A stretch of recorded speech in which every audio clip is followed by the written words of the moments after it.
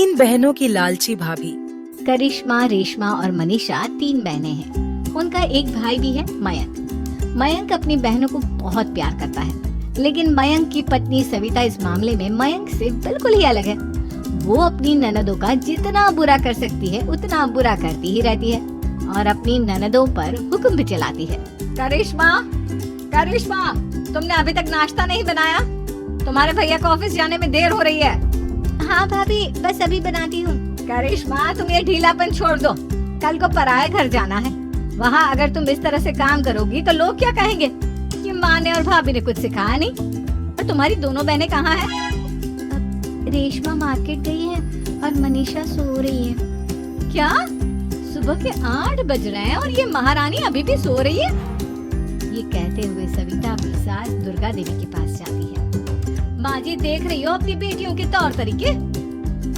क्या हुआ बहू, सुबह सुबह क्या कर दिया मेरी बेटियों ने? अरे एक तो अभी अभी उठकर किचन में गई है, दूसरी सुबह सुबह बाहर चली गई और तीसरी अभी तक सो रही है। क्या करूं मैं इन तीनों का, मैं तो परेशान हो गई हूँ। जा जाकर उठा उसे और रेशमा से मैं बात करती हूँ। सविता सीधा मनीषा के कमरे में जाती है और उससे कहती है, महारानी जल्दी उठो, सूरज सर पर आ गया है। भाभी थोड़ी देर और सोने दो ना, मैं रात को लेट सोई थी। वो क्या ना यूनिट टेस्ट चल रहे हैं। शराफत से उठती है या नहीं, या फिर पानी की भरी बाल्टी डालूं तेरे ऊपर? नहीं भाभी, मुझे बिस्तर में नहीं नहाना, उठती हूँ मैं। मनीषा जल्दी से उठकर बाथरूम में चली जाती है। सभी आराम से बैठकर नाश्ता कर रहे होते कि तभी रेशमा बाजार से हाथ में सामान लिए आ जाती है। रेशमा को देखते ही सविता उस पर बरस पड़ती है। लो, आ गई महारानी। ऐसा भी क्या सामान लाना था जो सुबह आंख मलते ही बाजार की तरफ रवाना हो गई? भाभी, कल आप ही तो चीख रही थी कि घर का सारा सामान मुझे ही लाना पड़ता है, घर में किसी को भी किसी काम से कोई लेना देना नहीं है। अब मैं बाजार जाकर सामान ले आई तो आपको इस बात से भी तकलीफ हो रही है? देख रही हो माँ जी, अपनी बेटी की जुबान कैंची से भी तेज चलती है। और मयंक, आप तो कुछ कहेंगे नहीं अपनी लाडली बहन को? रेशमा, अपनी भाभी से ऐसे बात नहीं करते। चलो माफी मांगो। भैया, मैं क्यों माफी मांगू? आप भाभी से बोलिए ना कि हम पर कम हुक्म चलाया करे। हम इस घर की बेटियां हैं और आपकी पत्नी की ननद है, नौकरानी नहीं। लो कर लो बात। इनकी भलाई के लिए कुछ भी बोलो तो इन्हें बुरा लग जाता है। इस घर में यही इज्जत है मेरी। देख लो माँ जी, आपकी बेटी किस लहजे में मुझसे बात कर रही है। सविता वहाँ से चली जाती है। मयंक को बहुत गुस्सा आता है, वो भी वहाँ से चला जाता है। फिर करिश्मा रेशमा को समझाती है, रेशमा, तुम्हें भाभी से माफी मांग लेनी चाहिए थी ना। लेकिन दीदी, मैंने कुछ किया ही नहीं तो मैं माफी क्यों मांगू? हाँ करिश्मा दीदी, रेशमा दीदी जैसे ही घर में आई भाभी ही उन पर चिल्ला रही थी। हाँ, मैं मानती हूँ कि गलती भाभी की थी। मैं तो इसलिए बोल रही हूँ कि भाभी ने माँ को तो पूरी तरह अपने वश में कर लिया है। वो हमारी बात सुनती ही नहीं। मयंक भैया हमारे लिए हमेशा खड़े रहते हैं, इसलिए उनकी बात का मान तो तुम्हें रखना चाहिए था ना। कोई फायदा नहीं दीदी, कुछ दिनों की बात और है, भाभी उन्हें भी हमारे खिलाफ भड़का देंगी। फिर वो भी माँ की तरह हमारी किसी बात का विश्वास नहीं करेंगे। इसी तरह सविता अपनी तीनों ननदों को किसी न किसी बात पर परेशान करती रहती थी। एक दिन मयंक अपनी तीनों बहनों के लिए गिफ्ट लाया। क्या रेशमा, ये तुम्हारे लिए हार का सेट। रेशमा, तुम्हारे लिए सुंदर सी ड्रेस। और मनीषा, तुम्हें किताबें पसंद है ना, तुम्हारे लिए किताबें लाया हूँ। थैंक यू भैया। थैंक यू भैया। थैंक यू भैया। करिश्मा, तुम्हारा नेकलेस कितना सुंदर है। ये भैया कहाँ से ले आए होंगे? मैंने भैया को 3 दिन पहले फोन पर ये डिजाइन दिखाया था और आज भैया ये ले आए। सविता तो अपनी ननदों के गिफ्ट्स देखकर जल गई और करिश्मा का नेकलेस तो उसे भी बहुत पसंद आया था। अपनी बहनों के लिए कितना अच्छा नेकलेस लेकर आए हैं, मुझे कभी कोई गिफ्ट नहीं दिया। मैं आज ही ये हार चुरा लूं। रात में सविता करिश्मा का हार चुरा लेती है और इसी तरह उसे अपनी ननदों की जो भी चीज अच्छी लगती वो उसे मांगती नहीं, बल्कि रात के अंधेरे में चुरा लेती। इसी तरह दिन बीतते गए और सविता ने मयंक के दिल में भी उसकी बहनों के लिए नफरत पैदा कर दी। एक दिन मयंक ने करिश्मा और रेशमा के लिए रिश्ता देखा और ये बात उसने घर में सबको बताई। माँ, करिश्मा और रेशमा के लिए बहुत अच्छा रिश्ता आया है। वो लोग कल इन्हें देखने आ रहे हैं। आप और सविता मिलकर सारी तैयारी कर लेना। ये सुनकर करिश्मा और रेशमा खुश हो जाती है, लेकिन सविता सोचती है, अगर अगर इन दोनों बहनों की शादी हो गई तो घर और बाहर का काम कौन करेगा? मनीषा तो एक नंबर की कामचोर है, उससे तो किसी बात की उम्मीद लगाना ही बेकार है। मुझे इस शादी को रोकना होगा। अगले दिन सभी लड़के वालों के स्वागत की तैयारी करने में लगे होते हैं। तभी मयंक अपनी बहनों से आकर कहता है, तैयार हो गई तुम दोनों? देखो दोनों लड़के बहुत अच्छे हैं, मैं कोई कसर नहीं छोड़ना चाहता, इसलिए तुम उनके सामने अच्छे से बिहेव करना और अपनी भाभी से लड़ने मत लग जाना। करिश्मा, तुम वो नेकलेस पहन लो ना जो मैं तुम्हारे लिए लाया था।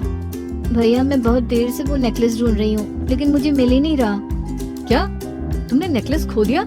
तुम्हें पता भी है वो कितना महंगा था? तुम कोई काम ढंग से नहीं कर सकती। मयंक गुस्से में वहाँ से चला जाता है। थोड़ी देर बाद लड़के वाले भी आ जाते हैं। वो दोनों बहनों को पसंद कर लेते हैं और रिश्ता पक्का हो जाता है। लेकिन सविता के दिमाग में तो कुछ और ही खिचड़ी पक रही थी। वो पंडित जी के पास करिश्मा की कुंडली लेकर जाती है और उन्हें पैसे देकर करिश्मा की कुंडली बदलवा देती है। जब लड़के वालों के पास करिश्मा की कुंडली जाती है तो वो दुर्गा को फोन करते हैं। बहन जी, हमने करिश्मा की कुंडली अपने पंडित जी को दिखाई थी। आपकी बेटी की कुंडली नहीं बल्कि दोषों का पिटारा है। देखिए, मैं और मेरे पति इन सब बातों में बहुत विश्वास करते हैं, इसलिए हम आपकी बेटी से अपने बेटे की शादी नहीं करा सकते। इस तरह करिश्मा का रिश्ता टूट जाता है और सभी घर वालों को बहुत दुख होता है। अब कविता सोचती है, चलो करिश्मा का तो रिश्ता टूट गया, अब रेशमा का भी रिश्ता तोड़ना है। क्या करूं? अब सविता आवाज बदलकर किसी अननोन नंबर से रेशमा के होने वाले ससुराल में फोन करती है। हेलो, मैं कौन हूँ कौन नहीं ये आपके लिए जानना जरूरी नहीं, बस इतना सुन लो कि रेशमा का 2 साल से किसी के साथ अफेयर चल रहा है। बस रेशमा का रिश्ता तोड़वाने के लिए सविता का इतना कहना काफी था। अब रेशमा का भी रिश्ता टूट गया। मयंक और दुर्गा देवी ने रेशमा को खूब खरी खोटी सुनाई और उससे बार बार उस लड़के के बारे में पूछने लगी। आप दोनों मुझे क्यों परेशान कर रहे हो? अरे कोई लड़का होगा मेरी लाइफ में तो मैं बताऊंगी ना, जब कोई है ही नहीं तो कहाँ से लाऊं मैं कोई लड़का? तेरे होने वाले ससुराल वालों को फोन किसने किया था? माँ मैं नहीं जानती किसने फोन किया था, मैं सच कह रही हूँ। मैं तो पहले ही कह रही थी इसकी लगाम खींच कर रखो, लेकिन मेरी सुनता ही कौन है। आप चुप रहिए भाभी, ये सब आपका ही किया धरा है।